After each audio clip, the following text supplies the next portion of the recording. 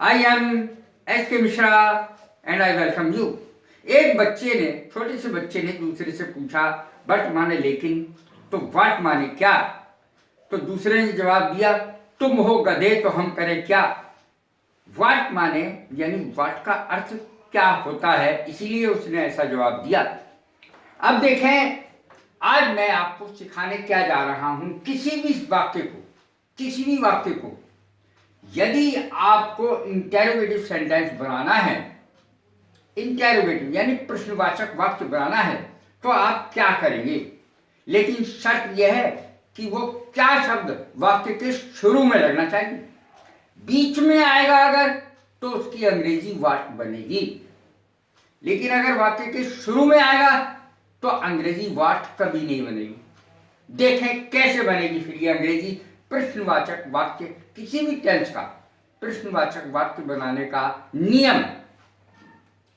नियम देखें, प्रश्नवाचक वाक्य इंटेरोगेटिव सेंटेंस बनाने के लिए क्या शब्द वाक्य के प्रारंभ में लगाना हो, तो टेंस के हिसाब से निम्न सहायक क्रियाएं, ध्यान रहे ये मैंने सब लिखी है टेंस के हिसाब से।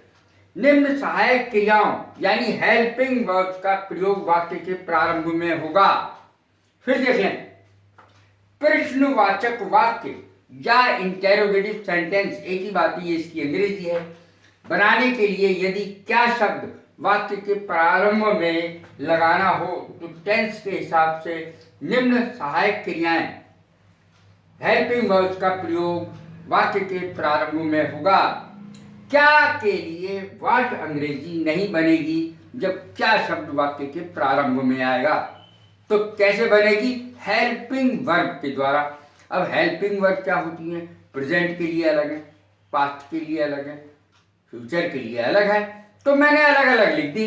देखें, प्रेजेंट में, प्रेजेंट इंडेफिनिट में डूडल्स, प्रेजेंट कंटिन्यूअस में इज एम आर, और प्रेजेंट परफेक्ट में हैव या हैज, और प्रेजेंट परफेक्ट कंटिन्यूअस में भी यही रहती हैं, हैव या हैज। पूरे प्रेजेंट टेंस की लिख दी मैंने, कौन सी सहायक क्रियाएं जो शुरू में आएंगी और क्या यानी प्रश्नवाचक वाक्य बनाएंगी।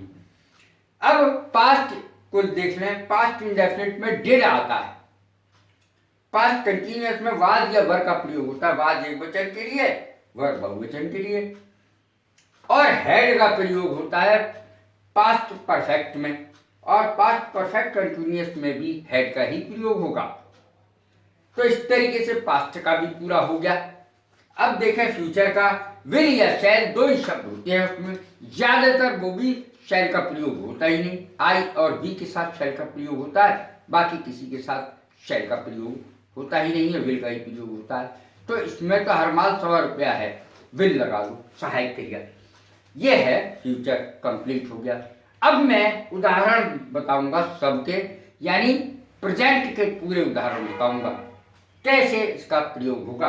एक नियम आपके सामने आ गया, आप कोई भी टेंस यानी कोई भी सेंटेंस अब बच नहीं सकता इन सहायक क्रियाओं के आधार पर। Present indefinite tense, I read the book, इसका कैसे बनेगा, ये प्रेजेंट इंडेफिनिट है तो डू या डस का प्रयोग होता है इसमें। डू किसके साथ लगेगा, डस किसके साथ लगेगा, ये मैंने लिख भी दिया है। आई read the book, do I read the book, question mark जरूर आएगा। हर एक सेंटेंस में जब प्रश्नवाचक वाक्य बनाएंगे तो क्वेश्चन मार्क आएगा, ये क्वेश्चन मार्क है। आई वी यू दे और प्लूरल के साथ तो डू लगता है, यानी वाक्य के प्रारंभ में डू आएगा। ही शी इट और किसी के भी नाम के साथ, राम श्याम गीता सीता रीटा, सबके साथ डज का प्रयोग होगा, यानी वाक्य के प्रारंभ में आएगा डज। ये हो गया प्रेजेंट इंडेफिनिट समाप्त। अब देखें प्रेजेंट कंटिन्यूअस। प्रेजेंट कंटिन्यूअस में आई am reading, I am reading, देखें इसका कैसे बनेगा, तो ये सहायक क्रिया उसके शुरू में आ जाएगी। Am I reading, am I reading the book, तो am I reading the book, I am reading the book, यहाँ पे द बुक रह गया है, I am reading the book, तो ये सहायक क्रिया एम है इसमें, तो वो शुरू में आ जाएगी, am I reading the book. तो आई के साथ एम चलता है, वी के साथ आर चलता है, यू के साथ आर, ये सब सहायक क्रियाएं हैं। दे के साथ आर, वाइज के साथ यानी प्लूरल के साथ आर, ही के साथ इज, शी के साथ इज, किसी के नाम के साथ भी इज चलता है। तो ये सारी सहायक क्रियाएं जो चलती हैं कर्ता के हिसाब से वाक्य के प्रारंभ में आएंगी। अब देखें प्रेजेंट परफेक्ट टेंस का कैसे बनेगा। प्रेजेंट परफेक्ट टेंस में हैव या हैज का प्रयोग होता है। तो आई, वी, यू, दे, इनके साथ तो हैव या प्लूरल के साथ भी हैव चलेगा, परंतु ही, शी और राम यानी किसी का भी नाम हो तो हैज चलेगा। इन सब के साथ आई, वी, यू, दे के साथ हैव और प्लूरल के साथ भी हैव। तो इस तरीके से ये बनेगा I have read the book. I का मैंने उदाहरण लिया है, I have read the book, मैं किताब पढ़ चुका हूं। Have I read the book, तो ये हैव जो सहायक क्रिया है वो कर्ता से भी पहले आ गई, यानी वाक्य के प्रारंभ में आ गई। क्या मैं किताब पढ़ चुका हूं, बाकी चीजें मैंने आपको बता दी है। अब देखें present perfect continuous tense. I have been reading the book, मैं किताब पढ़ रहा हूं। अब इसी को प्रश्नवाचक वाक्य बनाना है, आपको पता है हैव शुरू में आ जाएगा, यही तो सहायक क्रिया है। Have I been reading the book और क्वेश्चन मार्क आएगा।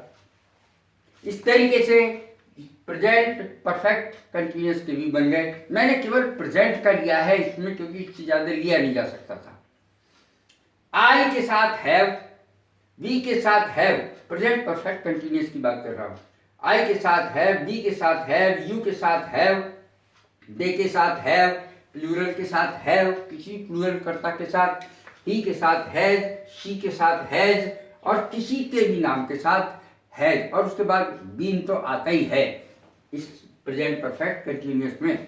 ये नियम आपके सामने है, सारी बातें, सारी चीज, कोई भी सेंटेंस इससे, इसकी सहायता से प्रश्नवाचक वाक्य में बदला जा सकता है। कैसी लगी है मेरी वीडियो, लाइक करें, शेयर करें, सब्सक्राइब करें। God bless you, thank you very much.